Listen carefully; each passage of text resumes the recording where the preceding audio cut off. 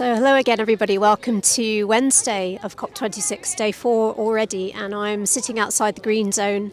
And before we get into today's daily update, here's just a roundup of what's happened over the past 24 hours.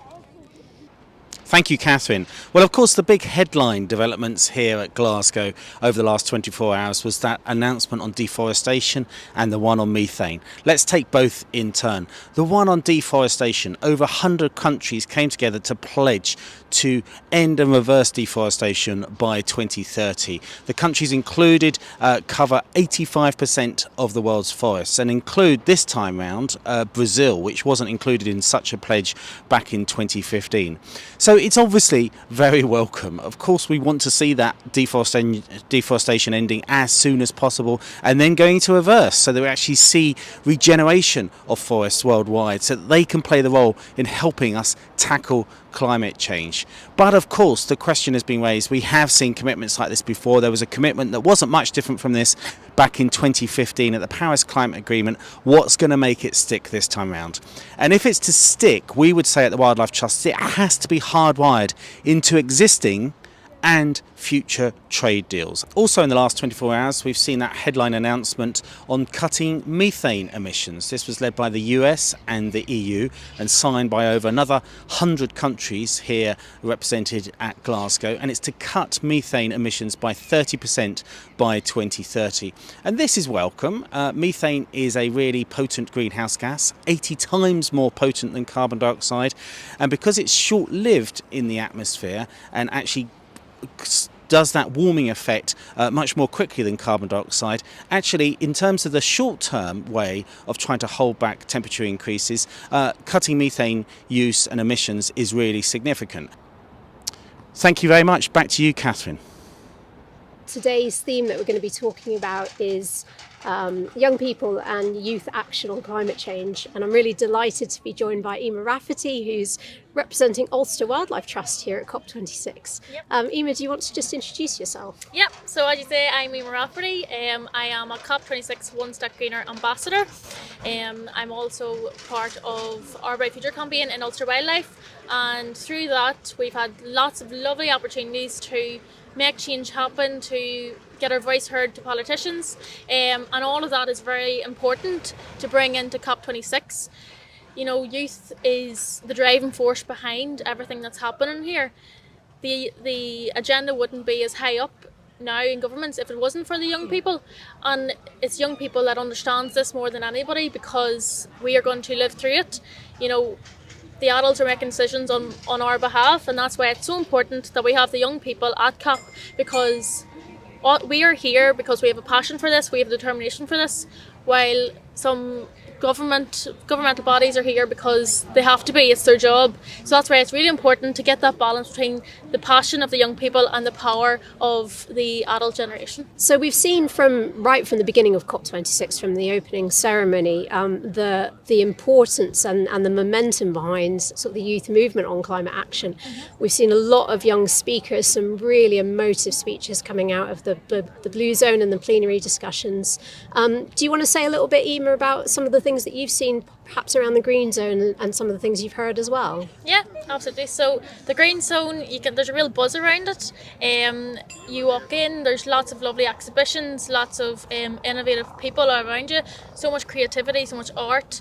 There's lots of interactive science games, and it gives you different perspectives, I suppose, from all these different backgrounds, all these different cultures, all in the green zone. Mm-hmm. So we have lots of, as I say, lots of innovation, lots of creativity, and the people that are there want to be there, and you can really tell that there's a strong sense of camaraderie in the green zone because we're all here for one reason, and it's brilliant that the green zone's open to the public because it's so important to get the public involved. You know, it is a massive public issue, so it is nice to see that we have people from all across the world coming to meet up in this green zone and to look at all that is happening in the UK and really get a sense of what these companies and what these organisations are doing to help our climate. Yeah, and I suppose as well as that, there's been a lot of sort of youth movements that have been springing up, particularly over the last couple of years, hasn't there? I mean, we know about Extinction Rebellion, that's quite a famous one, which has quite a big membership of young people. But you know a little bit more about this than I do, obviously, so as well. So do you want to say a little bit about some of those groups and any thoughts you have on them? Yeah, so you have your Youth for Nature, Youth for Climate, Extinction Rebellion, and these are really, really important. They're pressure groups, so the climate crisis needs these pressure groups to keep the pressure on. It can't all be lovely, nice conversations with lovely words. Sometimes you need to make some people angry because it's infuriating young people, and so we need to really push that pressure onto governments and corporations. So like if you go onto the news, you're going to be seeing, you know, young people out marching. It's the young people that are really pushing this. Greta Thunberg was on the news last night saying empowering words, and words that are really getting people driven to do something. It's not that we will do this and we have to do this and we are going to do this. It's, you know, right here, right now. What are we doing right now? So it's brilliant. I would encourage anybody, any young person, to get involved in these groups. I myself joined the Our Bright Future campaign with Ulster Wildlife, and I have to say it has been unbelievable. The opportunities that you get is you couldn't beat it. The young people that you meet, the people within the organisation, or they know what they're doing and they're there for a good reason. So through the Our Bright Future campaign, we met politicians, we made our voice heard, we tried to pledge for more outdoor learning in Northern Ireland. All things that are so important for young people and for our future.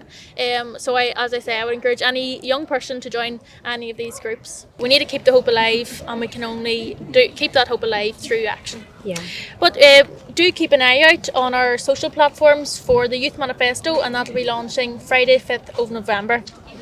And if you do want to help the young people, and if you do want to inspire the young people to continue in this youth activism, which is so important, just know that you can do it. There's always an opportunity for you to do it. So get involved. Hi, my name's Dawood Qureshi, and I'm a wildlife filmmaker. I'm Dakota. My name is Muhammad. Hi, I'm Petra. Hi everybody, my name's Anisha Kanchala. Hello, I'm Emma. My name is Benjamin Fallow. Hi, my name's Rowan. Hello, I'm Andra, and I'm a young volunteer with Ulster Wildlife. The climate crisis is important to me because it's the biggest crisis any of us will ever face in our lifetimes. Because we've already lost so much wildlife and so many habitats. I am scared of a future where our environment is under even more strain. Because it is destroying the places that I love. I have grown to love and feel passionately about the natural world and everything in it, and I hope to be able to preserve that and conserve the natural world for many years to come. Because it impacts us all, but it impacts marginalised communities most. Because I think we're lucky to live on such a beautiful, life-nurturing and incredibly biodiverse planet, yet we risk losing much of this richness to climate change and other human pressures. Because if we don't act now, the whole food chain would collapse, and our earth is very precious. And an intrinsic part of protecting the people on this planet who are less privileged than me is worrying about climate change and trying to do something to protect this world that we live in. It is essential that we keep below 1.5 degrees of warming. No individual or government is doing anywhere near enough. And if we don't make the changes now, we will damage our planet permanently.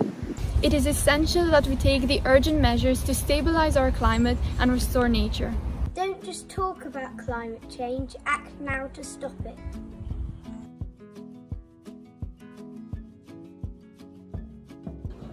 So it's been fantastic to hear from Emer, representing Ulster Wildlife Trust today, to hear her perspective on all of the activities that are going on at COP on youth activism and youth leadership as well.